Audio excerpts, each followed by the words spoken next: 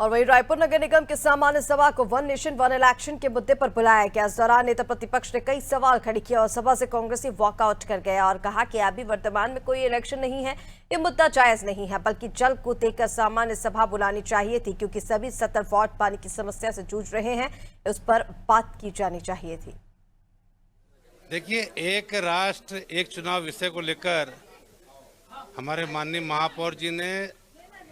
पार्षदों के हस्ताक्षरित एक पत्र भेजा, जिसमें पत्र का परीक्षण किया गया और जब वो लगा कि इस विषय पर सामान्य सभा आहूत की जा सकती है तो विशेष सामान्य सभा का आयोजन हुआ और सभी सदस्यों ने एक राष्ट्र एक चुनाव के विषय पर अपनी बातों को रखा और बहुत अच्छी चर्चा चल रही थी। लेकिन जब नेता प्रतिपक्ष जी अपने वक्तव्य के लिए खड़े हुए तो थोड़ा सा प्रतिरोध सत्ता पक्ष सदस्यों द्वारा किया गया। मेरे द्वारा व्यवस्था देने के बाद भी जब सदस्य नहीं माने तो मुझे 5 मिनट के लिए सदन को स्थगित करना पड़ा। लेकिन जब सदन पुनः प्रारंभ हुआ तो विपक्ष है उस सदन में आया नहीं